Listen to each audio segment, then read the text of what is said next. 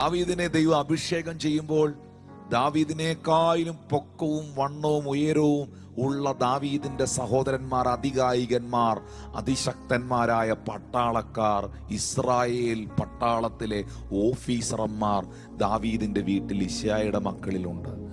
എന്നാൽ അവരെയൊക്കെ മാറ്റി നിർത്തിയിട്ട് അഭിഷേകത്തിന്റെ തൈലം സാമുവേൽ ദാവീദിന്റെ തലയിലോട്ട് ഒഴിച്ചേച്ച് പറഞ്ഞു, മനുഷ്യൻ പുറമേ ഉള്ളതിനെ നോക്കുന്നു, യഹോവയോ ഹൃദയങ്ങളെ നോക്കുന്നു.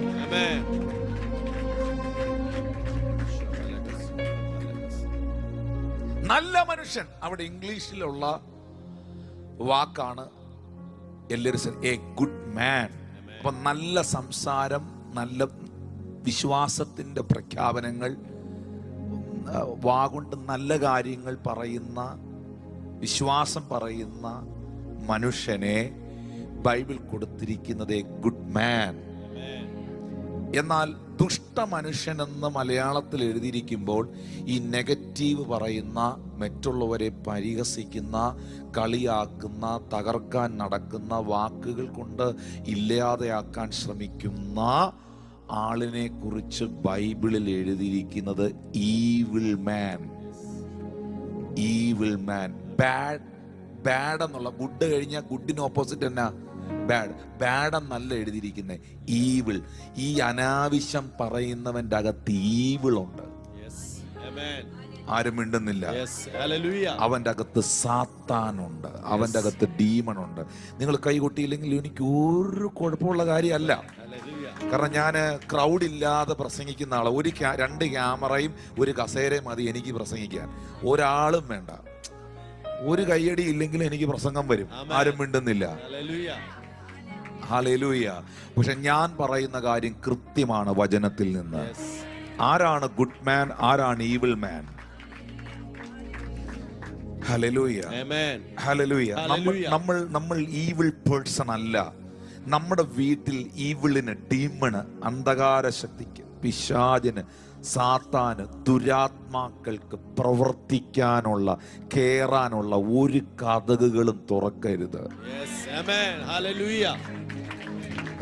ഞാൻ വീണ്ടും ആവർത്തിക്കുന്നു, ഈ കതകുകളെല്ലാം തുറക്കപ്പെടുന്നത് നമ്മുടെ വാ തുറക്കുമ്പോഴാണ്.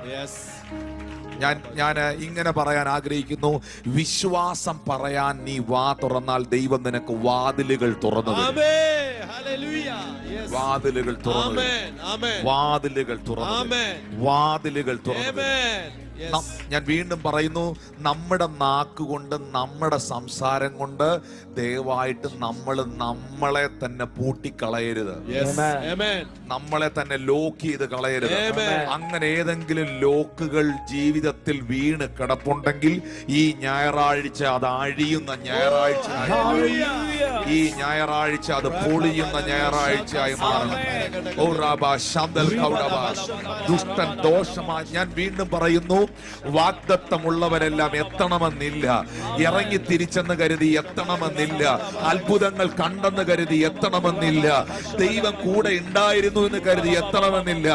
നിങ്ങളുടെ വാക്കും നിങ്ങളുടെ നാക്കും ദൈവത്തിന് പ്രസാദകരമായിരുന്നാൽ അതിനകത്താണ് ദൈവത്തിന്റെ പ്രവൃത്തി ഉണ്ടാകുന്നത്. വിശ്വസിക്കുന്നവർ ശബ്ദമുയർത്തി കർത്താവിന് നന്ദി പറയാൻ തുടങ്ങി. പിന്നെ നമ്മൾ വിശ്വാസികളായ നമ്മൾ പൊതുവെ സംടൈംസ് നമ്മൾ ദൈവത്തിന്റെ സന്നിധിയിൽ ചില സമയങ്ങളിൽ പറയുന്ന ഒരു കാര്യമാണ്, ദൈവമേ ഞാൻ അത് അങ്ങ് അറിയാതെ പറഞ്ഞുപോയി, ഞാനതങ്ങ് അറിയാതെ പറഞ്ഞുപോയി എന്ന് നമ്മൾ പറയാറുണ്ട്, അല്ലേ? അങ്ങനെ പറഞ്ഞിട്ടുണ്ടോ? കർത്താവേ, വെരി സോറി, ഞാൻ അങ്ങനെ അങ്ങ് അറിയാതെ ഞാനങ്ങ് പറഞ്ഞുപോയി. നല്ല കാര്യം. ലംഘനം മറച്ചു വയ്ക്കുന്നവന് ശുഭം വരില്ല, ഏറ്റു പറഞ്ഞ് ഉപേക്ഷിക്കുന്നവന് കരുണ ലഭിക്കും. പക്ഷെ എന്നെ ഞെട്ടിച്ചു കളഞ്ഞൊരു വാക്യമുണ്ട് ബൈബിളിൽ. ഇത് ശരിക്കും പറഞ്ഞാൽ ആവശ്യമില്ലാത്തതൊക്കെ നമ്മൾ വാഗൊണ്ട് പറഞ്ഞിട്ട് ഓരോന്നും രക്തത്താൽ കഴുകണമേ, രക്തത്താൽ കഴുകണമേ എന്ന് ഏറ്റു പറയുന്ന ഒരു സ്വഭാവം നമുക്കുണ്ടെങ്കിൽ, ഈ സഭാപ്രസംഗിയുടെ പുസ്തകത്തിലെ അതിൻ്റെ 5-ാം അധ്യായം 6-ാം വാക്യത്തിൽ ദൈവം പറയുന്ന ഒരു കാര്യമുണ്ട്. സഭാപ്രസംഗി 5-ന്റെ 6-ാം വാക്യം, നിന്റെ വായ് നിന്റെ ദേഹത്തിന് പാപകാരണമാകരുത്. കാരണം ഈ നമ്മളുടെ ആരോഗ്യവും നമ്മുടെ നാക്കുമായിട്ട് ബന്ധമുണ്ടെന്നാണ് ബൈബിൾ പറയുന്നത്. ഒരു ചെറിയ എക്സാമ്പിൾ ഞാൻ പറയാം. ഒരു കുഞ്ഞ് തലവേദന നമുക്ക് വന്നു, ചെറിയ ഒരു തലവേദന വന്നു. എനിക്ക് വയ്യ, എനിക്ക് തലവേദനയാ, എനിക്ക് തലവേദനയാ, എനിക്ക് തലവേദനയാ എന്നൊരു 10 തവണ എന്ന് പറഞ്ഞു നോക്കി, ആ തലവേദന ഇങ്ങനെ കൂടുന്നത് നമുക്ക് ഫീൽ ചെയ്യും. നമ്മൾ അറിയാതെ പോയി കട്ടിലേക്ക് കിടക്കും. എന്നാൽ ആ തലവേദനയെ മൈൻഡ് ചെയ്യാതെ, വലിയ ഗൗനിക്കാതെ നിങ്ങൾ അതിപ്പോൾ അങ്ങ് മാറും, അത് ചെറിയൊരു തലവേദന, അതിപ്പോൾ അങ്ങ് പോവും എന്നൊന്ന് പറഞ്ഞ് ഒന്ന് സ്റ്റെപ്പ് വെച്ച് 1/2 മണിക്കൂറിനകത്ത് ആ തലവേദന പോവും. നിന്റെ വായ് നിന്റെ ദേഹത്തിന് പാപകാരണമാകരുത്.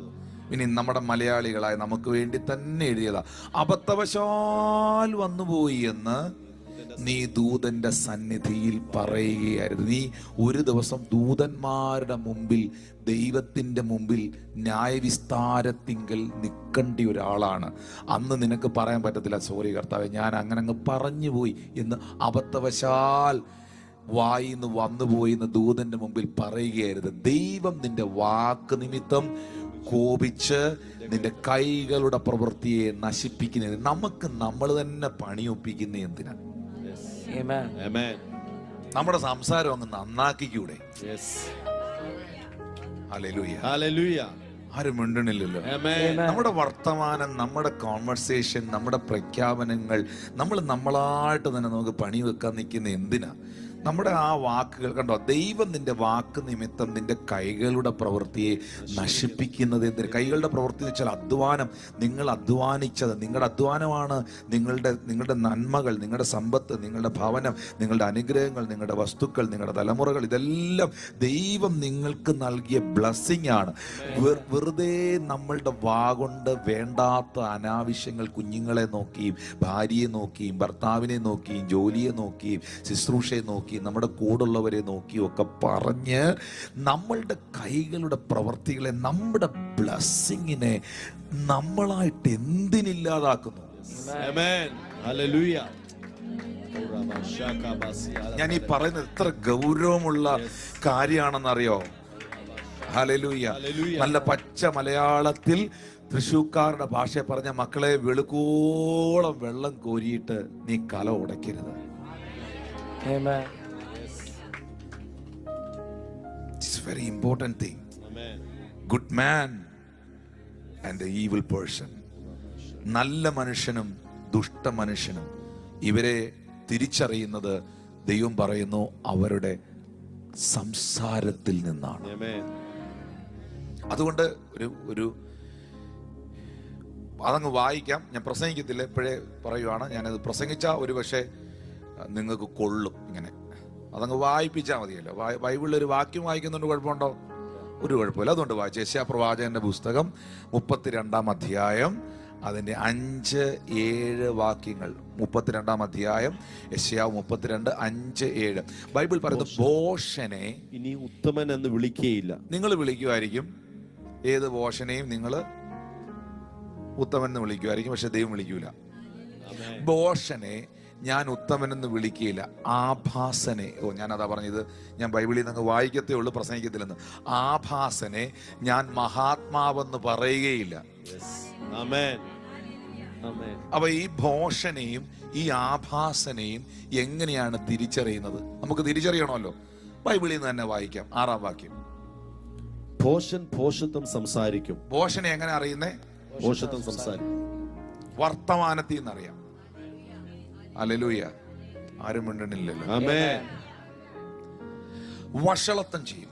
യഹോവയ്ക്ക് വിരോധമായി അബദ്ധം സംസാരിച്ചു.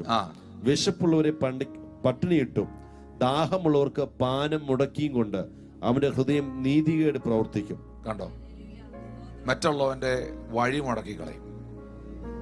വർത്താനം പറഞ്ഞു കല്യാണം മുടക്കികൾ, അങ്ങനെ കൈപോക്കണ്ട. Praise the Lord. ഹല്ലേലൂയ. ഞാൻ എന്ത് ചെയ്ത് അവരെന്താ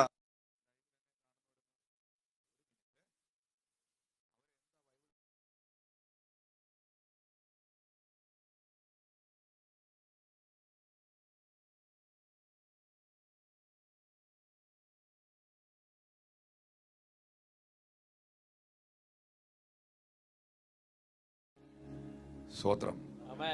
ഇന്ന് വരണ്ടായിരുന്നില്ലയോ ഈ മക്കളെ? ഇത് പ്രസംഗിക്കപ്പെടേണ്ടതാണ്.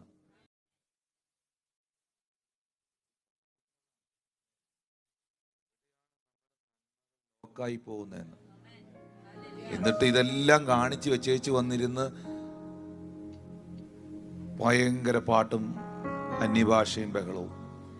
നോ, നമ്മൾ നമ്മുടെ ലൈഫിൽ നമ്മൾ പറഞ്ഞു കെട്ടിയത് നമ്മൾ തന്നെ അഴിച്ചു കളയണം.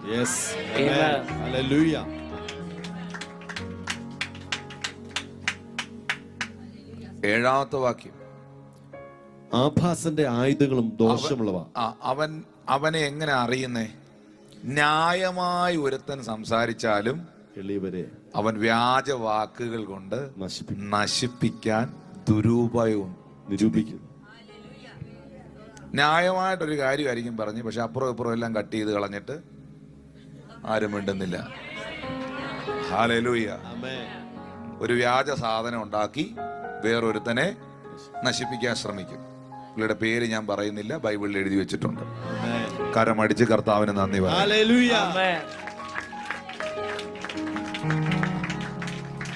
സ്തോത്രം. അവർക്ക് സ്വോത്ര കാഴ്ച കൊടുക്കുന്നവരുണ്ട്. അവരെ ഓർത്താൻ ഞാൻ ദൈവത്തെ സ്തുതിക്കുന്നത്.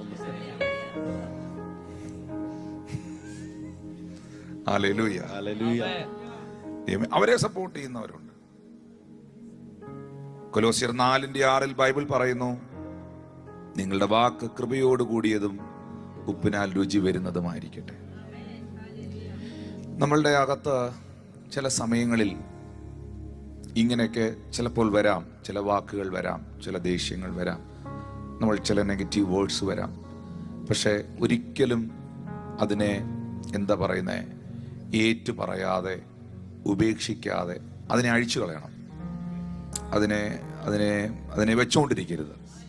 ചേർന്ന് രാമൻ പറഞ്ഞ, കാരണം എൻ്റെ വായ എൻ്റെ ദേഹത്തിന് പാപ കാരണമാണ്. ഇനി ഞാനൊരു 10 മിനിറ്റിനകത്ത് നിങ്ങളുടെ ബ്ലസ്സിങ്ങിനുള്ളത് വരും, പിന്നെ ഈ അന്തരീക്ഷം അങ്ങ് മാറും.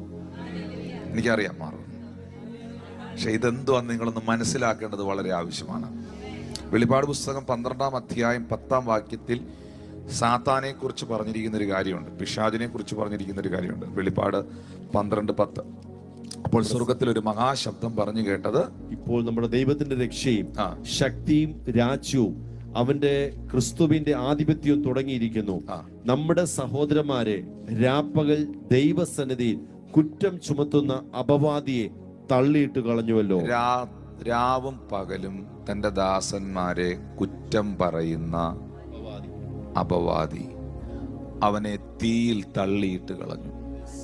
സാത്താനെ തള്ളിയിട്ട് കളഞ്ഞു. അപ്പോൾ അപവാദം പറയുന്ന സകലരും പോകുന്ന ഒരിടമുണ്ട്. അതിപ്പോഴേ ബൈബിൾ നിങ്ങളെ റിമൈൻഡ് ചെയ്യുകയാണ്. അതുകൊണ്ട് എൻ്റെ വായ എൻ്റെ ദേഹത്തിന് പാപകാരണമാണ്. അബദ്ധവശാൽ ഞാൻ അങ്ങ് പറഞ്ഞെന്നേ ഉള്ളൂ എന്ന് പറയരുത്. ഞാൻ വീണ്ടും ആവർത്തിക്കുന്നു, ഇത്രയും വാഗ്ദത്തമുള്ള ഇസ്രായേൽ ജനം വാഗ്ദത്ത കനാനിൽ എത്താതെ പോയതിന് ദൈവം തമ്പുരാൻ ഒറ്റ റീസണേ പറഞ്ഞുള്ളൂ, മോശെ, ഞാൻ ഇവരുടെ പിറുപിറുപ്പ് കേട്ടിരിക്കുന്നു.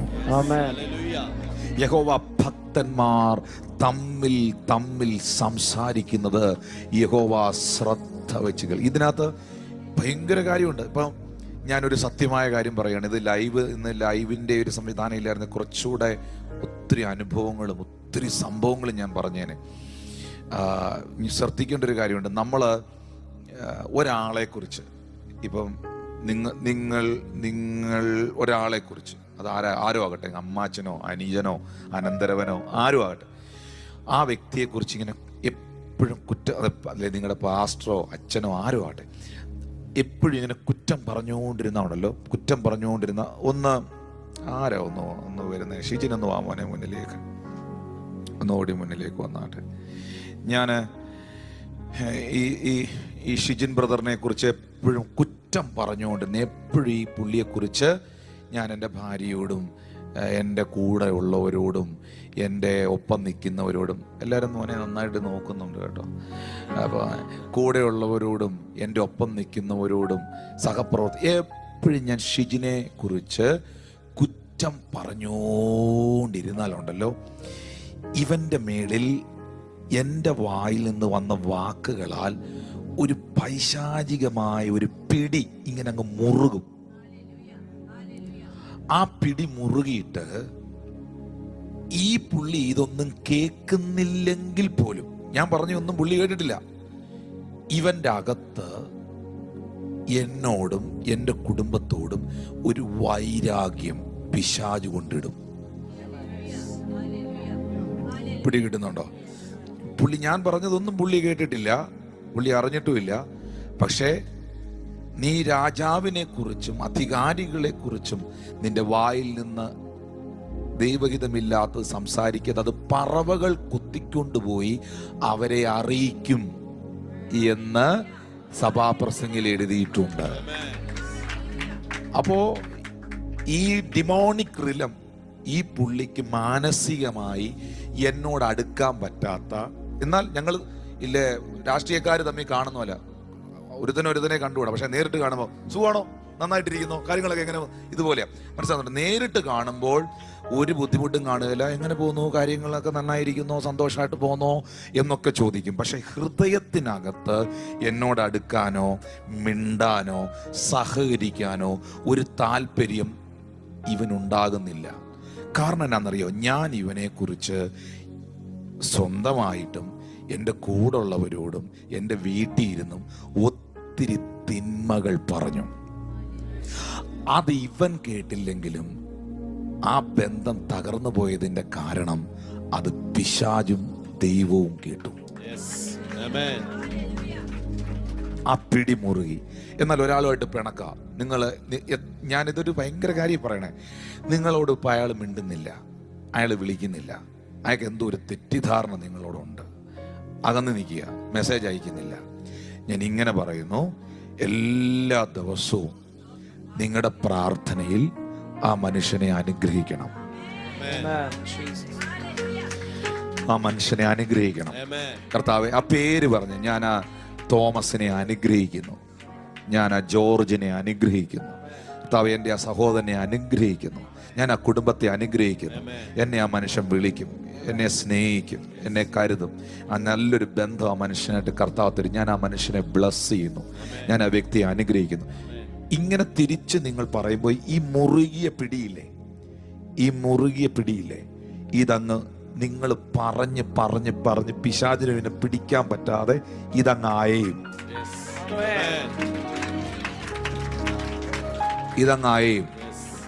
അയഞ്ഞു കഴിയുമ്പം കഴിഞ്ഞ 2 വർഷമായിട്ട് ഒരു മെസ്സേജും ഇല്ലാത്ത ആളുടെ വാട്സാപ്പിൽ നിന്ന് നിങ്ങൾക്ക് മെസ്സേജ് വരുന്നു, ഹൗ ആർ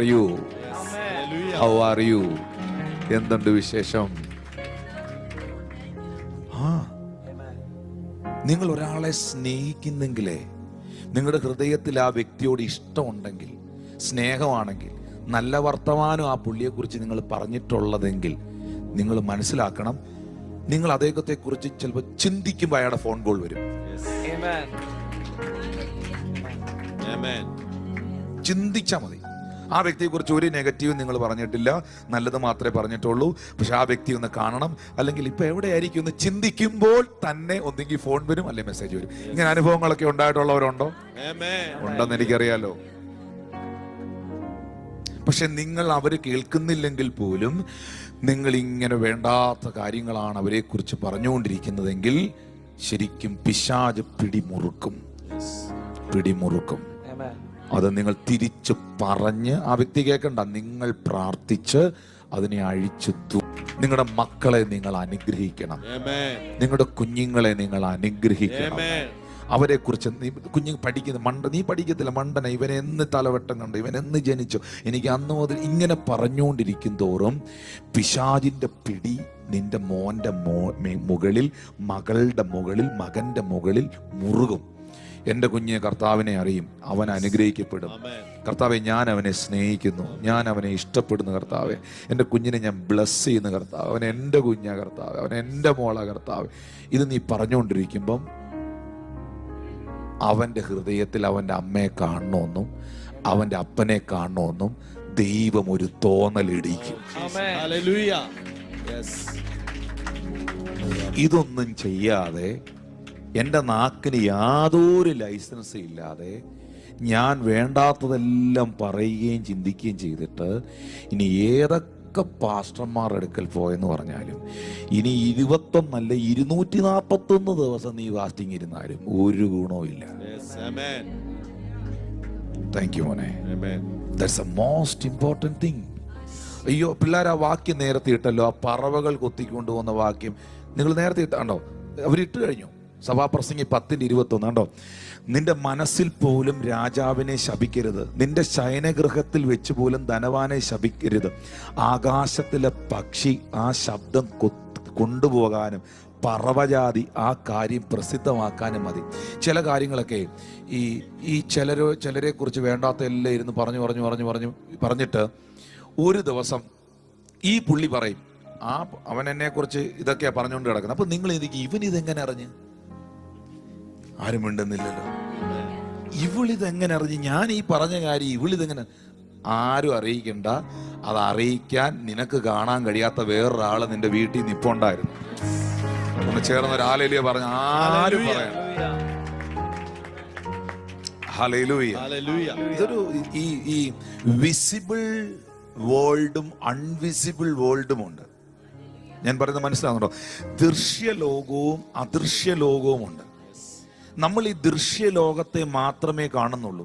മറ്റൊരു അൺസീൻ വേൾഡ് ഉണ്ട്, ഒരു അദൃശ്യ ലോകമുണ്ട്. ഈ വിസിബിൾ വേൾഡിനേക്കാളും ഭയങ്കരമാണ് അൺസീൻ വേൾഡ്. പൗലോസ് പറയുന്നൊരു കാര്യമുണ്ട്, ഞങ്ങൾ മനുഷ്യർക്കും ദൂതന്മാർക്കും കൂത്തുകാഴ്ചയായെന്ന്. എന്ന് വെച്ചാൽ പൗലോസിന്റെ ശുശ്രൂഷയെ ആ കാലഘട്ടത്തിലുള്ളവർ ആക്ഷേപിച്ചപ്പോൾ, പരിഹസിച്ചപ്പോൾ, കുറ്റപ്പെടുത്തിയപ്പോൾ പൗലോസ് പറയുന്നത് ഞങ്ങൾ മനുഷ്യരുടെ മുമ്പിലും ദൂതന്മാരുടെ മുമ്പിലും അപമാനിക്കപ്പെട്ടു. അപ്പം മനുഷ്യനെ മാത്രമേ നമ്മൾ അപമാനിക്കപ്പെടുമ്പോൾ മനുഷ്യനെ മാത്രമേ നമുക്ക് കാണാൻ കഴിയൂ. പൗലോസ് പറയുന്നു മനുഷ്യർ മാത്രമല്ല അത് കണ്ടത്, അൺസീൻ വേൾഡിൽ ഏഞ്ചൽസും അത് കണ്ടു. ഇത് ഈ രണ്ട് ലോകവും ഒരുപോലെ സജീവമാണ്. ഈ രണ്ട് ലോകവും ഒരുപോലെ സജീവമാണ്.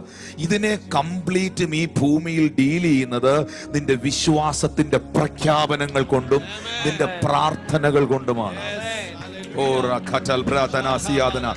വായ്കൾ കൊണ്ട് പറയണം, തൃശ്ശൂരിനെ ഞാൻ അനുഗ്രഹിക്കുകയാണ്, ഈ ദേശത്തെ ഞാൻ അനുഗ്രഹിക്കുകയാണ്, എൻ്റെ കുടുംബത്തെ ഞാൻ അനുഗ്രഹിക്കുകയാണ്, എൻ്റെ തലമുറകളെ ഞാൻ അനുഗ്രഹിക്കുകയാണ്, കർത്താവേ എൻ്റെ പാസ്റ്ററിനെ ഞാൻ ബ്ലസ് ചെയ്യുകയാണ്.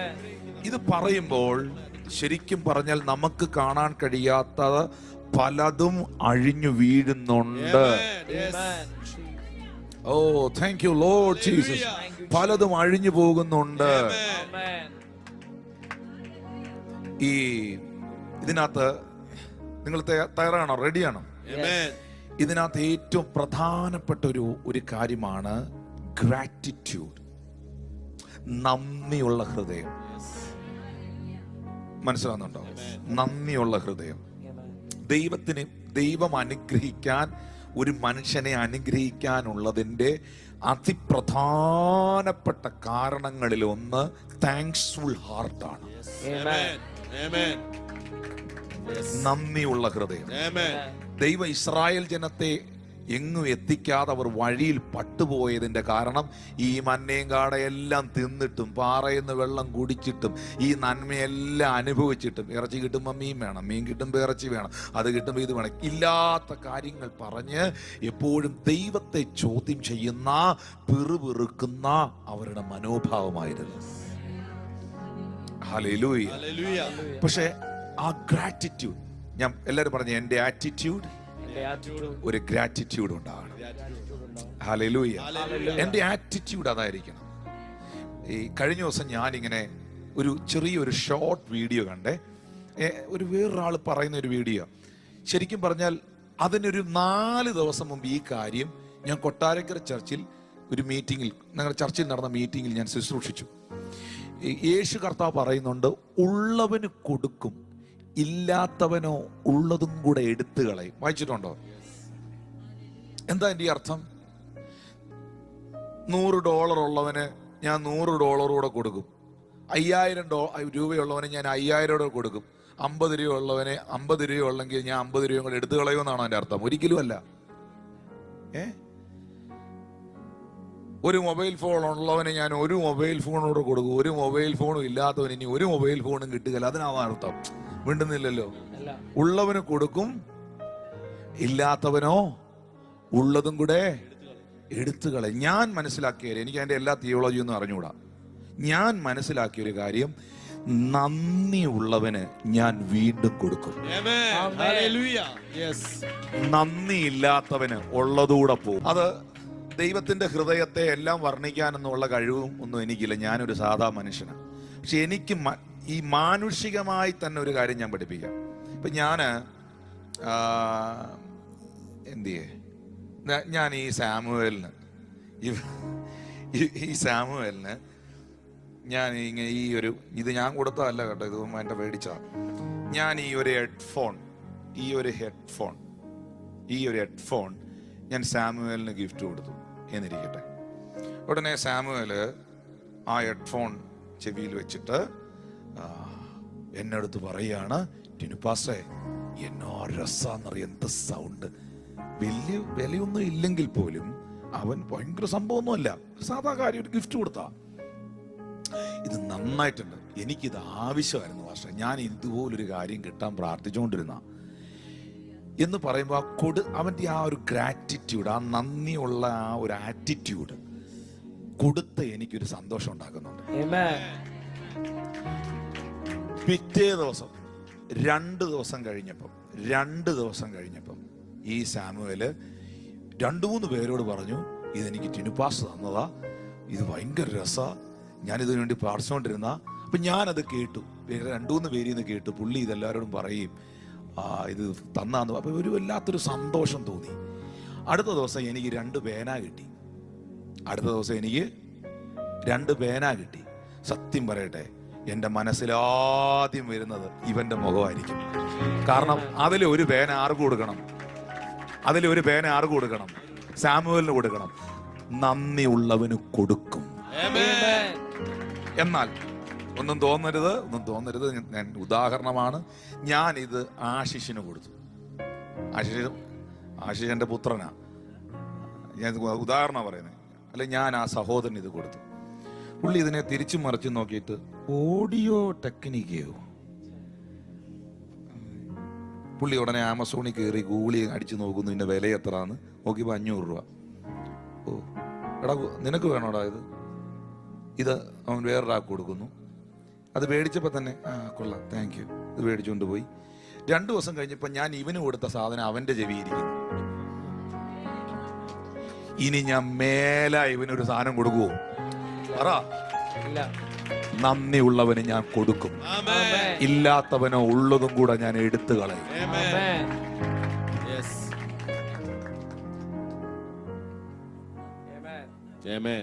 മാനുഷിക സംവിധാനത്തിൽ അതാണ്. അങ്ങനെയാണെങ്കിൽ നമ്മുടെ ജീവിതത്തിൽ നമ്മൾ ബ്ലെസ്ഡ് ആകാൻ ഞാൻ എപ്പോഴും പറയും, കർത്താവേ, ഞാൻ എന്നും പ്രാർത്ഥിക്കുന്ന ഒരു പ്രാർത്ഥന, ഇത് പരസ്യമായിട്ട് പറയേണ്ട കാര്യം എനിക്കില്ല, പക്ഷെ ഇത് സത്യമാണ്. കർത്താവേ, 1 രൂപയെങ്കിലും, 1 ഗ്ലാസ് വെള്ളമെങ്കിലും എനിക്കോ ഈ സഭയുടെ ആവശ്യങ്ങൾക്കോ ശുശ്രൂഷകൾക്കോ തന്ന എല്ലാവരെയും ഓർത്ത് ഞാൻ നന്ദിയോടെ കർത്താവിനെ എന്നെ സഹായിച്ചവർ, പരിഗണിച്ചവർ, സ്നേഹിച്ചവർ, കരുതിയവരെ ഓർത്ത് ഞാൻ കർത്താവിന് നന്ദി പറയാം. Hallelujah, hallelujah. ഞാൻ അവരോട് താങ്ക് യു പറയും. ആ നന്ദിയുള്ള ഹൃദയം എപ്പോഴും നന്ദി. എൻ്റെ അമ്മ എന്നെ പഠിപ്പിച്ചൊരു കാര്യമാണത്. നന്ദി മോനെ, 1 ഗ്ലാസ് വെള്ളമെങ്കിലും നിനക്ക് തന്നവരോട് നിനക്ക് എപ്പോഴും ഒരു നന്ദി വേണം. എന്നെ ഈ ലൈവിൽ കാണുന്ന, ഞങ്ങളെ സ്നേഹിച്ച, ഞങ്ങളുടെ ശുശ്രൂഷയെ സ്നേഹിച്ച, പ്രാർത്ഥിക്കുന്ന, ഓർക്കുന്ന ഒരു മകനെ പോലെ, ഒരു സഹോദരനെ പോലെ, ഒരു അനുജനെ പോലെ, ഒരു ആത്മീയ പിതാവായ ഒരു പാസ്റ്റർ, എങ്ങനെങ്കിലും സ്നേഹിക്കുന്ന, പ്രാർത്ഥിക്കുന്ന, കരുതുന്ന എല്ലാവരോടും ഹൃദയത്തിൽ നിന്ന് ഞാൻ നിങ്ങൾക്കും നിങ്ങളെ ഓർത്ത് ദൈവത്തിന് നന്ദി പറയും. മനുഷ്യരോടും ദൈവത്തോടും നന്ദിയില്ലാത്തവൻ, അറിഞ്ഞുകൂടാ എത്രത്തോളം ആ വ്യക്തി ദൈവത്താൽ അനുഗ്രഹിക്കപ്പെടുമെന്ന്. ഞാൻ ഇന്ന് രാവിലെ ഞാൻ ഭയങ്കരമായിട്ട് സ്നേഹിക്കുന്ന ഒരു സഹോദരൻ അദ്ദേഹം മസ്കറ്റിലാണ്. അദ്ദേഹത്തിൻ്റെ പേര് പറയുന്നത് അദ്ദേഹത്തിന് ഇഷ്ടമല്ല, അതുകൊണ്ട് അദ്ദേഹത്തിൻ്റെ പേര് ഞാൻ പറയുന്നില്ല. ആ അച്ചായനോട് ഞാനിന്ന് രാവിലെ സംസാരിച്ചു. ആ മനുഷ്യരോട് എനിക്ക് ഭയങ്കര പറഞ്ഞാൽ തീരാത്ത നന്ദിയുണ്ട് നമ്മുടെ മിനിസ്ട്രിയോടുള്ള ബന്ധത്തിൽ. അദ്ദേഹം ഇത്രത്തോളം അനുഗ്രഹിക്കപ്പെടുന്നതിൻ്റെ കാരണം, അദ്ദേഹം ഇത്രത്തോളം ബ്ലസ്ഡ് ആയതിൻ്റെ കാരണം, അദ്ദേഹത്തിൻ്റെ കയ്യിലിരിക്കുന്ന സമ്പത്തും ധനവും എല്ലാം എൻ്റെ ദൈവം എനിക്ക് തന്നതാണ്. ഇതൊന്നും എൻ്റെ കഴിവുകൊണ്ട് കിട്ടിയതല്ല, എൻ്റെ കർത്താവ് എനിക്ക് തന്നതാണ്. ആ കർത്താവ് തന്നതിനോടുള്ള ഒരു നന്ദി കരേറ്റലിൻ്റെ സൂചകമായിട്ടാണ് പുള്ളി ഇതെല്ലാം, എല്ലാ ശുശ്രൂഷയ്ക്ക് വേണ്ടിയും ദൈവദാസന്മാരെ എല്ലാം സപ്പോർട്ട് ചെയ്യുന്നത്.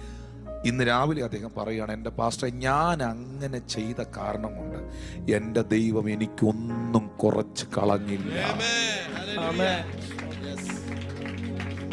മക്കളെ, നിങ്ങളിപ്പോൾ ഇട്ടിരിക്കുന്ന ഷൂസ് ഇല്ലേ, അത് നിങ്ങളെ സംബന്ധിച്ച് കൊള്ളത്തില്ലായിരിക്കും, പക്ഷെ ആ ഷൂസ് വേറൊരുത്തൻ്റെ സ്വപ്നമാണ്. നിങ്ങളിപ്പോൾ ഇട്ടിരിക്കുന്ന ചുരിദാറും ഡ്രസ്സും ഷർട്ടും പാൻറ്റും ഇല്ലേ, നിങ്ങളെ സംബന്ധിച്ച് നിങ്ങൾക്ക് അതിന് ദൈവത്തോടൊന്നും വലിയ നന്ദിയില്ലായിരിക്കും, പക്ഷെ ആ ഷർട്ട്, ആ പാൻറ്, ആ ചുരിദാർ, ആ ഡ്രസ്സ്, ആ ഇട്ടിരിക്കുന്ന ഓർണമെന്റ്സ്, ഇതൊന്നും ഇല്ലാത്തവന്റെ സ്വപ്നമാണ്. ദൈവം നിങ്ങളുടെ ജീവിതത്തിൽ തന്ന നന്മകൾക്ക്, നിങ്ങളുടെ ജീവിതത്തിൽ ദൈവം തന്ന അനുഗ്രഹങ്ങൾക്ക് നിങ്ങൾ എപ്പോഴും ആ താങ്ക്സ്ഫുൾ ഹാർട്ട്. ഞാൻ വീണ്ടും പറയുന്നു, the reason of blessing is your gratitude, is the thanksful heart. Amen. നല്ല കാര്യങ്ങൾ, നല്ല മനുഷ്യൻ, ഗുഡ് മാൻ, നമ്മൾ അവിടെയാണ് ഒരു മനുഷ്യൻ നല്ല മനുഷ്യനാണോ എന്ന് അറിയുന്നത്. ചേർന്ന് ആമേൻ പറഞ്ഞാട്ടെ. ഹല്ലേലൂയ. നോക്കിയേ, ഞാൻ 1-2 വാക്യങ്ങൾ അതുമായിട്ടുള്ള ബന്ധത്തിൽ ഒന്ന് വായിപ്പിച്ചോട്ടെ. ലൂക്കോസ് സുവിശേഷം 17-ാം അധ്യായം, 17-ാം അധ്യായത്തിന്റെ 11 മുതൽ 19 വരെയുള്ള വാക്യങ്ങളിൽ, അല്ലേ, അവിടെ അല്ലേ, 17-ാം അധ്യായത്തിന്റെ 11 മുതൽ 19 വരെയുള്ള വാക്യത്തിൽ നമുക്ക് കാണാൻ കഴിയുന്നു, 10 കുഷ്ഠരോഗികൾ യേശുവിന്റെ അടുക്കൽ വന്നു. 10 കുഷ്ഠരോഗികൾ യേശുവിന്റെ അടുക്കൽ. ഒന്ന് വായിച്ച പാസ്റ്റർ. അവൻ യെരൂശലേമിലേക്ക് യാത്ര ചെയ്യുകയിൽ ശമരിക്കും ഗലീലയ്ക്കും നടുവിൽ കൂടി കടക്കുമ്പോൾ ഒരു ഗ്രാമത്തിൽ ചെല്ലുന്നേരം കുഷ്ഠരോഗികളായ 10 പുരുഷന്മാർ അവന് എതിർപ്പെട്ടു. അകലെ നിന്നുകൊണ്ട്, യേശു, നായക, ഞങ്ങളോട് കരുണയുണ്ടാകണമേ എന്ന് ഉറക്കെ പറഞ്ഞു. അവൻ അവരെ കണ്ടിട്ട്, നിങ്ങൾ പോയി പുരോഹിതന്മാർക്ക് നിങ്ങളെ തന്നെ കാണിപ്പീൻ എന്ന് പറഞ്ഞു. പോകയിൽ തന്നെ അവർ ശുദ്ധരായി. വഴി പോകയിൽ അവർ ശുദ്ധരായി. അടുത്ത വാക്യം. അവരിൽ ഒരുത്തൻ തനിക്ക് സൗഖ്യം വന്നത് കണ്ട് ഉച്ചത്തിൽ ദൈവത്തെ മഹത്വപ്പെടുത്തിക്കൊണ്ട് മടങ്ങി വന്നു. അവന്റെ കാൽക്കൽ കവിണ് വീണ് അവന് നന്ദി പറഞ്ഞു. അവന് കാലിൽ വീണ് നന്ദി പറഞ്ഞു. അടുത്ത വാക്യം. അവനോ ശമരിയക്കാരനായിരുന്നു.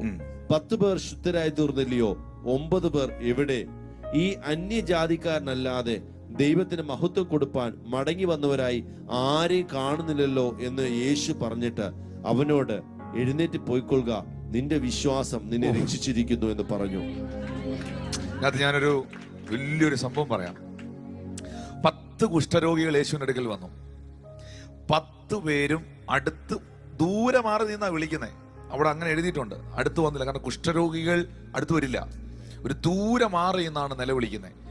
കർത്താവ് അവരെ 10 പേരെ സുഖപ്പെടുത്തി. അന്നേരം സ്കിന്നൊന്നും വന്നില്ല, പുതിയത് നഖമൊന്നും ഉണ്ടായില്ല. പക്ഷെ പോകുന്ന വഴിയിൽ, ഓൺ ദി വേ, അവരുടെ സ്കിന്നിന്റെ ടോൺ മാറി, അവർക്ക് നഖങ്ങൾ വന്നു, മാംസങ്ങൾ വന്നു, അവർ കംപ്ലീറ്റ് ആയിട്ട് ഹീലായി. ഞാൻ എപ്പോഴും പറയുന്നത്, ചില സൗഖ്യങ്ങൾ സഡൻ ആയിരിക്കും, ചില സൗഖ്യങ്ങൾ ഗ്രാജുവൽ ആയിരിക്കും. ചില സൗഖ്യങ്ങൾ പെട്ടെന്ന് നടക്കും, ചില സൗഖ്യങ്ങൾ പതുക്കെ നടക്കും. എന്നാലും കർത്താവിനോട് പ്രാർത്ഥിച്ചവൻ സൗഖ്യമായിരിക്കും. ഹല്ലേലൂയ. ഓക്കെ, അവൻ പോകുന്ന വഴിയിൽ ശുദ്ധരായി തീർന്നു. അപ്പൊ അതിനകത്ത് ഒരുത്തൻ, ഒരാള്, ഒറ്റൊരാള്, 10 പേരിൽ ഒരാള് ദൈവത്തെ മഹത്വപ്പെടുത്തുവാൻ തിരിച്ചു വന്നു. യേശുവിന്റെ കാൽക്കൽ വീണു. അവിടെ കർത്താവ് ചോദിക്കുന്ന ഒരു ക്വസ്റ്റ്യൻ ഉണ്ട്. 10 പേർ ശുദ്ധരായി തീർന്നില്ലയോ? 9 പേരെവിടെ? അപ്പൊ അതിൽ നിന്ന് ഞാൻ മനസ്സിലാക്കിയ ഒരു കാര്യം, 10-ൽ 1 ഉള്ളൂ നന്ദിയുള്ളവൻ. എല്ലായിടത്തും ഞാനിത് കാണുന്നു. നിങ്ങളുടെ ജീവിതത്തിൽ 10 ബന്ധങ്ങൾ നിങ്ങൾക്കുണ്ടെങ്കിൽ ആ 10-ൽ ഒരുത്തനെ കാണൂ നിങ്ങളോടൊരു ഒരു സ്നേഹവും നന്ദി. ഹല്ലേലൂയ. നിങ്ങളുടെ ഇല്ലായ്മയിൽ നിന്നായിരിക്കും നിങ്ങൾ കൊടുത്തത്, നിങ്ങളുടെ ഇല്ലായ്മയിൽ നിന്നായിരിക്കും നിങ്ങൾ സ്നേഹിച്ചത്, നിങ്ങൾ കരുതിയത്. ഒരു പക്ഷേ നിങ്ങളേറെ സ്നേഹിച്ച, നിങ്ങളേറെ കരുതിയ, ഏറെ കൊടുത്ത ആളായിരിക്കും നിങ്ങൾക്ക് ഏറ്റവും വലിയ പണിയും തന്നത്. ഹല്ലേലൂയ. ആരും മിണ്ടണില്ലല്ലോ, അങ്ങനല്ലേ? സ്തോത്രം. യേശു തിരക്കുന്നു, 10 പേരല്ലയോ എന്റെ അടുക്കൽ വന്നത്? 10 പേര് ശുദ്ധരായില്ലേ? 9 പേര് എവിടെ? ഞാൻ സൗഖ്യമാക്കിയവൻ, ഞാൻ വിടിവിച്ചവൻ, എന്റെ അരികിൽ നിന്ന് നന്മകൾ പ്രാപിച്ചവർ എവിടെ? അപ്പൊ അതിൽ നിന്ന് എന്റെ യേശു അപ്പായുടെ ഹൃദയം ഞാൻ മനസ്സിലാക്കുന്നത്, അവൻ വിടിവിച്ചവർ, അവൻ സൗഖ്യമാക്കിയവർ, അവൻ രക്ഷിച്ചവർ, അവന് നന്ദി പറയാൻ മനസ്സുള്ളവരായിരിക്കണം എന്നുള്ളതാണ്. അവനെ മഹത്വപ്പെടുത്താൻ മനസ്സുള്ളവരായിരിക്കണമെന്നാണ് 18-ാമത്തെ വാക്യത്തിൽ രേഖപ്പെടുത്തിയിരിക്കും. 19-ാമത്തെ വാക്യത്തിൽ യേശു കർത്താവ് അവനോട് പറയുകയാണ്, എഴുന്നേറ്റ് പൊയ്ക്കൊള്ളുക. നിങ്ങളെന്നല്ല പറഞ്ഞത്, 10 കൂടെ നിങ്ങളെന്നല്ല പറഞ്ഞത്, നിന്റെ വിശ്വാസം, നിന്റെ വിശ്വാസം നിന്നെ രക്ഷിച്ചിരിക്കുന്നു. അതൊരു കംപ്ലീറ്റ് വേർഡാണ്. അതൊരു ഹാഫ് വേർഡ് അല്ല, അതൊരു ഇൻകംപ്ലീറ്റ് വേർഡ് അല്ല, അതൊരു കംപ്ലീറ്റ് വേർഡാണ്. നിന്റെ വിശ്വാസം നിന്നെ എന്ന് പറഞ്ഞ മോനെ, നിന്റെ കാര്യം ഓക്കെ ആയിട്ടുണ്ട്, മറ്റോമാർക്ക് ഇനിയും കുഷ്ഠം വരാം എന്നുള്ളതാണ്. മനസ്സിലായവർക്കാണ് ഞാൻ ദൈവത്തെ സ്തുതി. നിന്റെ കാര്യം ഓക്കെ ആയിരിക്കുകയാണ്. നന്ദിയുള്ളവനെ ഒരു ബ്ലെസ്സിങ്ങിന്റെ പൂർണ്ണതയിലേക്ക് ദൈവം നടത്തുകയാണ്. ആ ഒരു ഗ്രാറ്റിറ്റ്യൂഡ്, കർത്താവിന്റെ കാലിൽ വീണ് നിങ്ങൾക്കൊരു ശമ്പളം കിട്ടുമ്പോൾ, നിങ്ങൾക്കൊരു സാലറി കിട്ടുമ്പോൾ, ആ സാലറി മേടിച്ചിട്ട് അതിനെ കർത്താവിന്റെ സന്നിധിയിൽ നന്ദി പറയണം. പാസ്റ്റർമാരോട് ഞാൻ പറയുന്നു, ദൈവദാസന്മാരോട്, ശുശ്രൂഷ നിൽക്കുന്നവർ ആരെങ്കിലും നിങ്ങളെ ഒരു എൻവലപ്പ് തന്നാൽ, ഒരു സാമ്പത്തിക സഹായം നിങ്ങൾക്ക് തന്നാൽ, അത് മേടിച്ച് അങ്ങ് പോകരുത്. അതിനെ ഒന്ന് കയ്യിലെടുത്ത് ഒന്ന് സ്തോത്രം ചെയ്യണം. കർത്താവെ, എനിക്കത് തന്ന കർത്താവിന് നന്ദി, ആ കുടുംബത്തിന് നന്ദി, അവർക്ക് ഇനി നീ വാതിലുകളെ തുറന്നു കൊടുക്കണം, എന്നെ കരുതിയ ദൈവത്തിന് നന്ദി. കാരണം മനുഷ്യനെല്ലാം റിസോഴ്സ് ആണ്, ദൈവമാണ് സോഴ്സ്.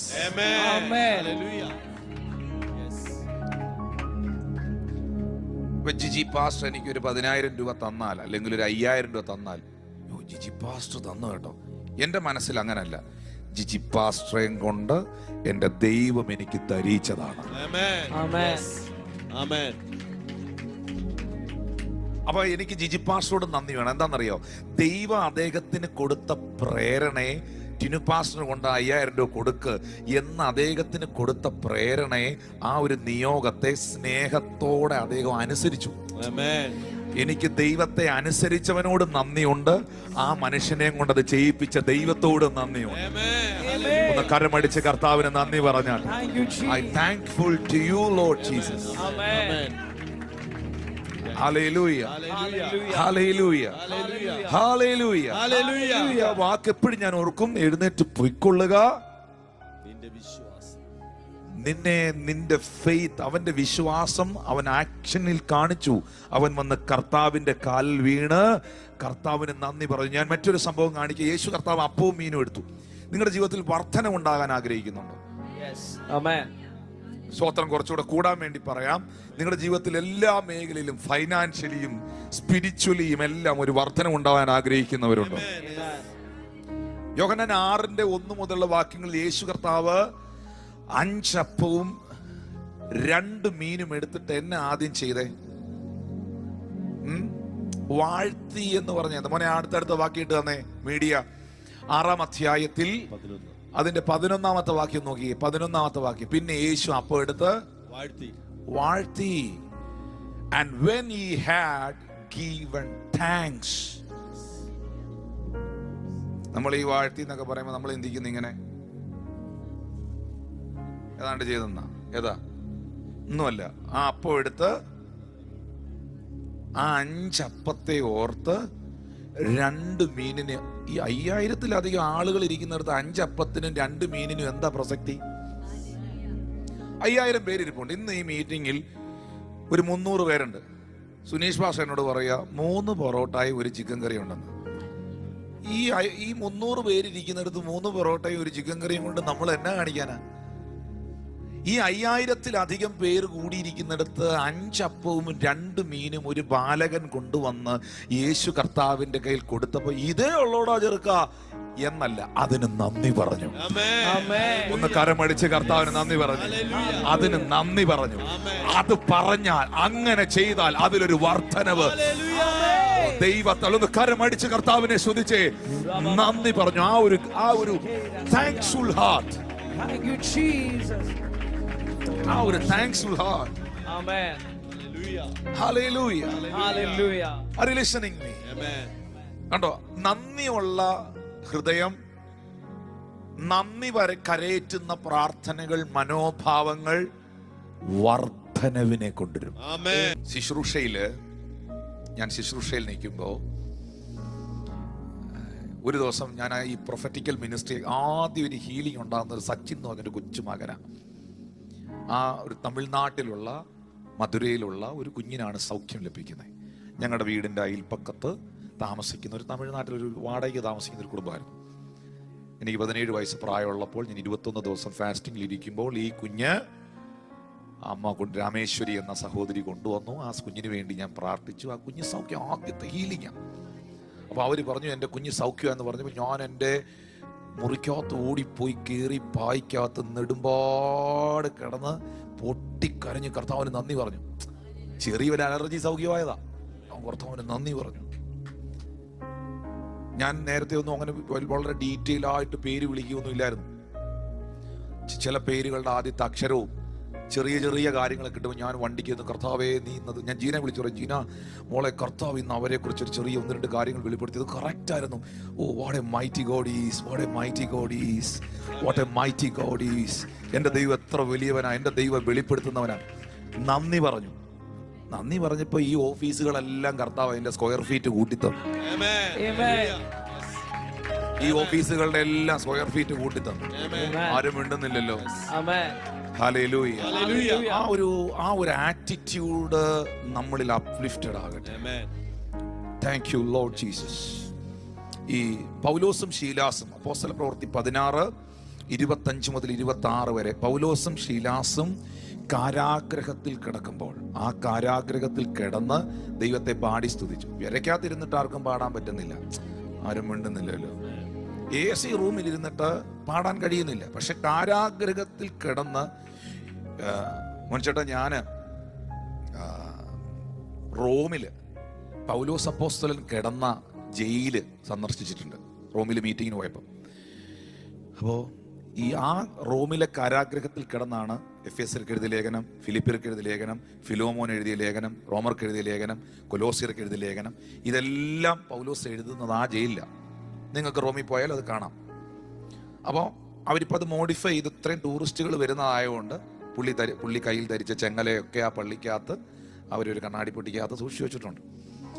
അപ്പോൾ ഈ ജയില് വലിയൊരു മുറിക്കകത്ത് അവർ ആക്കി. എന്ന് വെച്ചാൽ ജയിൽ അവിടെ ഉണ്ട്. അത് ജയിലെന്നൊന്നും പറയാൻ പറ്റത്തില്ല, ഒരു ഗുഹയാണ്, ഇരുമ്പ് വാതിലുള്ള ഗുഹ. എന്ന് വെച്ചാൽ ഒരു മനുഷ്യന് നേരെ നിൽക്കാൻ പറ്റൂല. വെട്ടം കയറുകയില്ല. മേളിലൊരു സുഷിരമുണ്ട്, അതിനകത്തൂടെ സൂര്യപ്രകാശം ഇരച്ചിറങ്ങും. ചെറിയൊരു പാറക്കഷ്ണം ഇങ്ങനെ അവിടെ ഉണ്ട്. വേണമെങ്കിൽ അതിനകത്തൊന്ന് ജസ്റ്റ് കയറിയിരിക്കാം. കിടക്കാൻ കാല് നീട്ടി കിടക്കാൻ പറ്റൂല. ചാരി ഇരുന്ന് കാല് വേണമെങ്കിൽ ഒന്ന് നീട്ടി വയ്ക്കാം, അത്രേ ഉള്ളൂ. എണ്ണീറ്റ് നീക്കാൻ പറ്റൂല. ആ ജയിലിൽ കിടന്ന് എണ്ണീറ്റ് നീക്കാൻ മേലാത്തെടുത്ത് മാസങ്ങളും വർഷങ്ങളും കിടക്കുന്ന മനുഷ്യൻ എഴുതുകയാണ്, കർത്താവിൽ എപ്പോഴും സന്തോഷിപ്പീൻ എന്ന് ഞാൻ പിന്നെയും നിങ്ങളോട് പറയുന്നു. ഒന്നിനെ കുറിച്ചും വിചാരപ്പെടരുത്. സകലതും പ്രാർത്ഥനയാൽ സ്തോത്രത്താൽ ദൈവത്തെ അറിയിക്കുക അത്രേ വേണ്ടത്. എന്നാൽ സകല ബുദ്ധിയും കവിയുന്ന ദൈവ സമാധാനം നിങ്ങളുടെ നിലവുകളിൽ ഉണ്ടാകും. ഇതൊരു ഈ ഗ്രാറ്റിറ്റ്യൂഡ് എന്ന് പറയുന്നത് ഒരു spiritual ആറ്റിറ്റ്യൂഡാണ്. Thank you, Holy Spirit of God. കാരാഗ്രഹത്തിൽ അർദ്ധരാത്രിയിൽ ജയിലിൽ കിടക്കുന്ന ഈ മനുഷ്യൻ പ്രാർത്ഥിച്ച് ദൈവത്തെ പാടി സ്തുതിച്ചു. അപ്പൊ തടവുകാരത് ശ്രദ്ധിച്ചെന്ന് എഴുതിയിട്ടില്ല. സാധാരണ ജയിലിൽ കിടക്കുന്ന തടവുകാർ കേൾക്കുന്നത് പാട്ടും പ്രാർത്ഥനയല്ല, കേൾക്കാൻ കൊള്ളാത്തതാ, ശാപവാക്കുകളാ, ഓഫീസർമാരെ വേണ്ടാത്തത് പറയുന്നതാ. പക്ഷെ പതിവിലും വിപരീതമായി കാരാഗ്രഹത്തിൽ ജയിലിൽ കിടക്കുന്നവന്റെ കാതിനകത്ത് ഇന്ന് വരെ കേട്ടിട്ടില്ലാത്ത, ജയിലിൽ കിടക്കുന്നവൻ അതിനകത്ത് കിടന്ന് ദൈവത്തിന് നന്ദി പറയുന്നു. ഹല്ലേലൂയ. കാലാമത്തിലാണ്.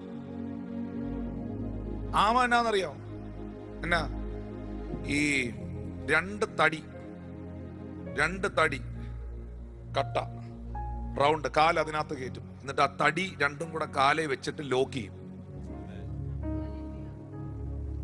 മനസ്സിലായോ? രണ്ട് കാലും ആട്ടാൻ പറ്റിയിട്ട് പോലും സ്വതന്ത്രം ചെയ്യുന്നില്ല. ചങ്ങല ധരിച്ചിരിക്കുക.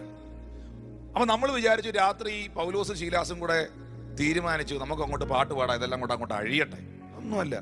അവരഴിക്കാൻ വേണ്ടി, ബന്ധനം അഴിക്കാൻ, ഭൂകമ്പം ഉണ്ടാക്കാൻ പാട്ട് പാടിയാന്നു. ചരിത്രത്തിൽ ആരെങ്കിലും പാട്ട് പാടിയപ്പോ ഭൂകമ്പം ഉണ്ടായിട്ടുണ്ടോ? സ്തോത്രം. എന്നാ നമുക്ക് പാടിയേക്കാം മൂന്നാമത്തെ പാട്ട്, ഭൂകമ്പം ഉണ്ടാകട്ടെ എന്ന് പറഞ്ഞ് പാടിയാന്നു. ഹല്ലേലൂയ. അല്ല, അത് അവരുടെ ആറ്റിറ്റ്യൂഡാ. അവരാത്മീയരാ. ഏത് സാഹചര്യത്തിലും ഏത് അവസ്ഥയിലും ദൈവത്തിന് നന്ദി പറയുന്ന മനോഭാവമുള്ളവരാണ്. അതവര് കാരാഗ്രഹത്തിൽ ചെയ്തപ്പോൾ തമ്പുരാൻ അവരോടൊരു പ്രത്യേകമായ ഇടപെടൽ ഉണ്ടാക്കി. കാരാഗ്രഹത്തിന്റെ അടിസ്ഥാനങ്ങൾ ഇളക്കി, ഭൂകമ്പം ഉണ്ടാക്കി, ജയിൽ മുഴുവൻ തുറന്ന്, നമ്മുടെ ഭാഷ പറഞ്ഞ ദൈവം അവിടെ ഭയങ്കര സീനാക്കി. ഇന്നത്തെ പിള്ളേരുടെ ഭാഷയെ പറഞ്ഞാൽ ദൈവം അവിടെ ഭയങ്കര സീനാക്കി. നോക്കിയേ, കാരാഗ്രഹത്തിന്റെ അടിസ്ഥാനം കുലുങ്ങി, വാതിലെല്ലാം, ഒരു വാതിലാണോ? എല്ലാ ജയിൽ പുള്ളികളുടെയും കഥ അങ്ങ് തുറന്നു. അവരുടെ മാത്രമല്ല, എല്ലാവരുടെയും ചങ്ങല അഴിഞ്ഞു വീണു. ഞാൻ ഇങ്ങനെ പറയുന്നു, ഒരു വീട്ടിലോ ഒരു സഭയിലോ നന്ദിയുള്ള ഒരുത്തനുണ്ടെങ്കിൽ അവൻ ബാക്കിയുള്ളവർ കൂടെ വിടുതലാണ്. ദൈവത്തോട് നന്ദിയുള്ള ഒരാളുണ്ടെങ്കിൽ അവൻ ബാക്കിയുള്ളവർ കൂടെ വിടുതലാണ്. ഒന്ന് കരമടിച്ച് കർത്താവിന് നന്ദി പറഞ്ഞു. ബൈബിളിലെ യോനായെ കേട്ടിട്ടുള്ള എത്ര പേരുണ്ട്? Praise the Lord. യോനയുടെ പുസ്തകം 2-ാം അധ്യായത്തിന്റെ 1 മുതൽ 10 വരെയുള്ള വാക്യം ജിജിപാസ് വായിക്കാൻ പോവാണേ. വായിക്കുമ്പോൾ കൂടെ ഞാനും പറഞ്ഞു പോകും. ഒന്ന് വായിച്ചേ. യോന മത്സ്യത്തിന്റെ വയറ്റിൽ വെച്ച് തന്റെ ദൈവമായ യഹോവയോട് പ്രാർത്ഥിച്ച് പറഞ്ഞത് എന്ന്. യോന മത്സ്യത്തിന്റെ വയറ്റിൽ കിടക്കുമ്പോ വലിയ തിമിംഗലം, വലിയ മത്സ്യം പുള്ളിയെ വിഴുങ്ങിയിരിക്കുക. അപ്പൊ മത്സ്യത്തിന്റെ വയറ്റിൽ കിടക്കുമ്പോ ദൈവത്തോട് പ്രാർത്ഥിച്ചത്. കരക്കിരുന്നിട്ട് പ്രാർത്ഥിക്കുന്നില്ല, അവരും മിണ്ടുന്നില്ലല്ലോ. Hallelujah, hallelujah. എന്നിട്ട് ഞാൻ എന്റെ കഷ്ടത നിമിത്തം യഹോവയോട് നിലവിളിച്ചു. അവനെനിക്ക്, നിങ്ങൾ ശ്രദ്ധിച്ച് കേട്ടോണേ, ഞാൻ ഈ പറയുന്നത് ശ്രദ്ധയോടെ കേട്ടോണേ, എക്സ്പ്ലനേഷന്റെ ആവശ്യമില്ല. മനസ്സിലാവും? വായിച്ചോ. അവൻ എനിക്ക് ഉത്തരമരളി, ഞാൻ പാതാളത്തിന്റെ വയറ്റിൽ നിന്ന് അയ്യം വിളിച്ചു, നീ എന്റെ നിലവിളി കേട്ടു. നീ എന്നെ സമുദ്രമധ്യേ ആഴത്തിൽ ഇട്ടുകളഞ്ഞു. പ്രവാഹം എന്നെ ചുറ്റി, നിന്റെ ഓളങ്ങളും തിരകളുമെല്ലാം എന്റെ മീതെ കടന്നുപോയി. നിന്റെ ദൃഷ്ടിയിൽ നിന്ന് എനിക്ക് നീക്കം വന്നിരിക്കുന്നു. എങ്കിലും ഞാൻ നിന്റെ വിശുദ്ധ മന്ദിരത്തെങ്കിലേക്ക് നോക്കിക്കൊണ്ടിരിക്കും എന്ന് ഞാൻ പറഞ്ഞു. വെള്ളം പ്രാണനോളം എന്നെ വളഞ്ഞു, ആഴി എന്നെ ചുറ്റി, കടൽപ്പുല്ല് എന്നെ തലപ്പാവായിരുന്നു. ഞാൻ പർവ്വതങ്ങളുടെ അടിവാരങ്ങളോളം ഇറങ്ങി, ഭൂമി തന്റെ ഓടാമ്പലുകളാൽ എന്നെ സദാകാലത്തേക്ക് അടച്ചിരുന്നു. നീയോ എന്റെ ദൈവമായ യഹോവേ, എന്റെ പ്രാണനെ കുഴിയിൽ നിന്ന് കയറ്റിയിരിക്കുന്നു. എന്റെ പ്രാണൻ എന്റെ ഉള്ളിൽ ക്ഷീണിച്ചു പോയപ്പോൾ ഞാൻ യഹോവയെ ഓർത്ത് എന്റെ പ്രാർത്ഥന നിന്റെ വിശുദ്ധ മന്ദിരത്തിൽ നിന്റെ അടുക്കലെത്തി. മിഥ്യാബിംബങ്ങളെ ഭജിക്കുന്നവർ തങ്ങളോട് ദയാലുവായവനെ ഉപേക്ഷിക്കുന്നു.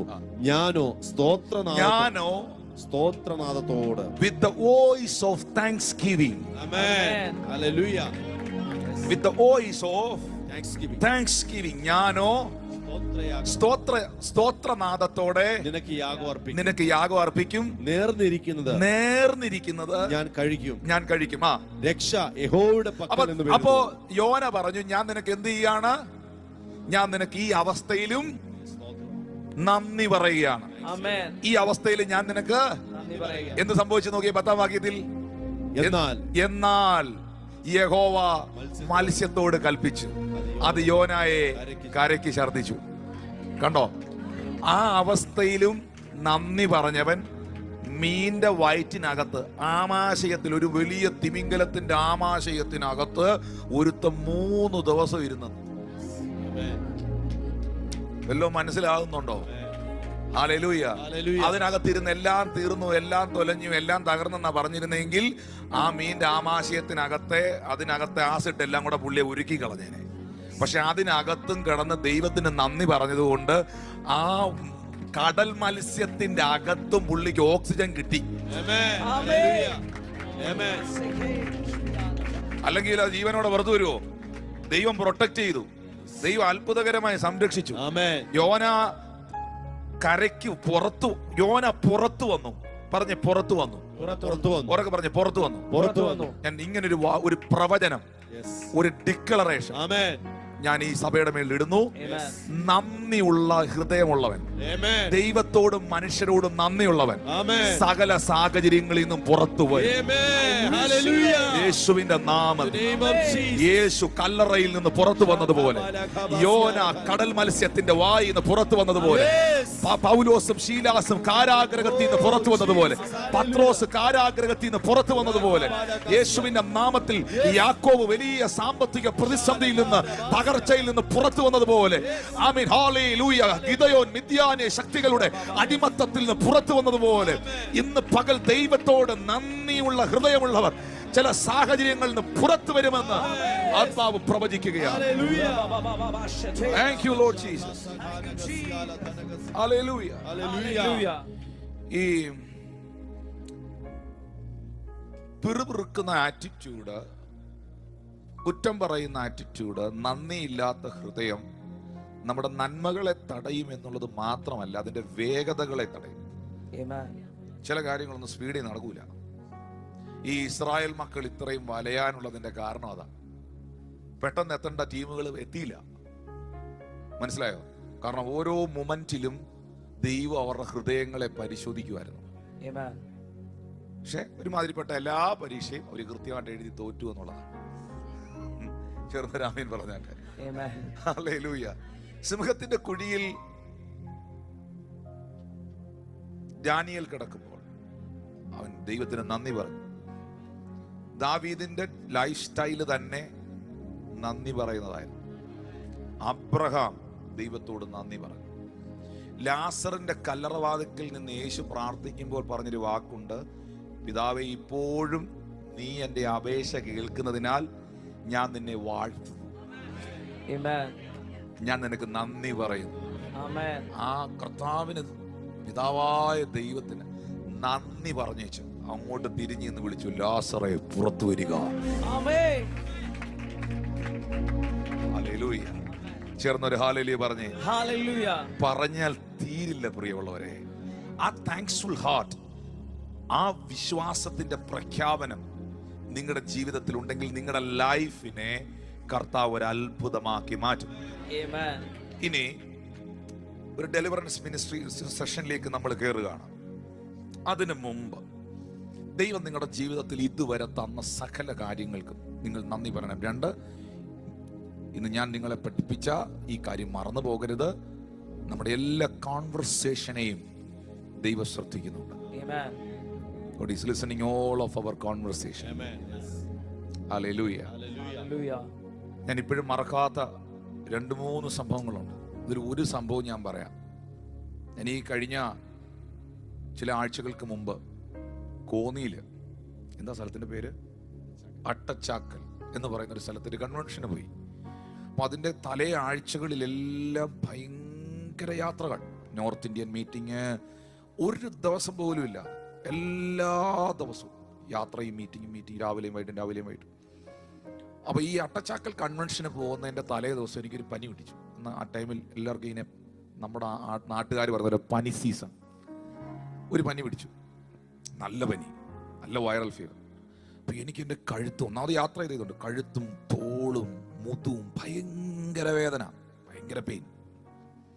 അപ്പൊ ഞാൻ അന്നത്തെ ദിവസത്തെ കൺവെൻഷന് ഫസ്റ്റ് ഡേ പ്രസംഗിച്ചു. ആളുകൾക്ക് വേണ്ടി പ്രാർത്ഥിക്കാൻ നിൽക്കാൻ മേലാത്ത അസ്വസ്ഥതയായിരുന്നു. ഞാൻ അവിടുന്ന് ഇറങ്ങി വണ്ടിയിലേക്ക് കയറി.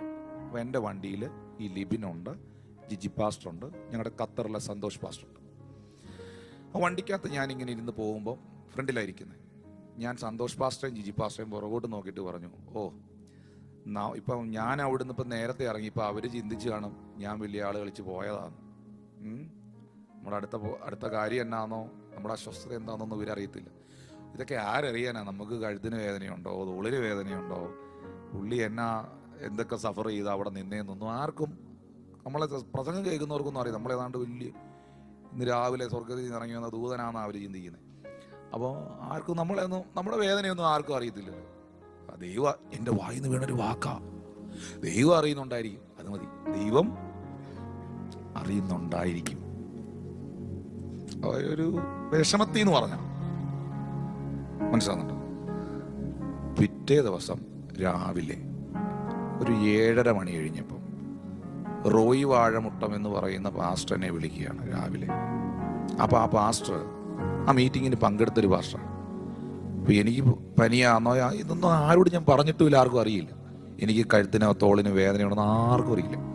അറിയാവുന്നത് ജീനായിക്ക് മാത്രമാണ്. വണ്ടി തിരിച്ചു പോയപ്പോൾ അല്ലേ പാസ്റ്ററെ, അന്ന് 1ാമത്തെ ദിവസം കൺവെൻഷൻ കഴിഞ്ഞ് വണ്ടി തിരിച്ചു പോയപ്പോൾ ഞാൻ സന്തോഷ് പാസ്റ്ററോട് പറഞ്ഞു, സന്തോഷ് പാസ്റ്ററെ എൻ്റെ ഇവിടെ ഭയങ്കര പെയിനാ മോനെ, എന്തോ ഇനിയിപ്പം പനിയുടെ ആയിരിക്കും, എനിക്ക് അറിഞ്ഞൂടെ, നല്ല വേദന, ആരറിയുന്നു എന്ന് പറഞ്ഞ് ഇങ്ങനെ പറഞ്ഞു വിട്ടു. ദിവസം രാവിലെ റോയി വാഴമുട്ടൻ പാസ്റ്റർ, ഞാൻ എൻ്റെ കയ്യിലൊരു ഗ്ലാസ് ചായ ഇരിപ്പുണ്ട്, സിറ്റ് ഔട്ട് ഇരിക്കുക. ടിനു പാസ്റ്റർ ഇന്നലെ എപ്പോഴാണ് വീട്ടിൽ ചെന്നു? ഞാൻ പറഞ്ഞു പാസ്റ്റർ ഞാനൊരു 11 ഒക്കെ ആയപ്പോൾ എത്തി, 11-11:30 ആയപ്പോൾ എത്തി.